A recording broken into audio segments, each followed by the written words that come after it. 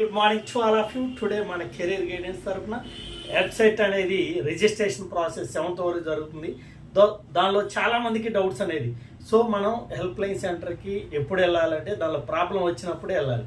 First మనం ఫోన్లో అనేది ఆపరేట్ చేయకూడదు. ఓన్లీ డెస్క్టాప్ లేదా ల్యాప్టాప్లో మాత్రమే ఓపెన్ అవుతుంది. ఆ వెబ్సైట్ అనేది ఏపీ వెబ్సైట్ SCHE అది ఓపెన్ చేసిన తర్వాత ఓన్లీ 2 డీటెయిల్స్ మాత్రమే అడుగుతుంది.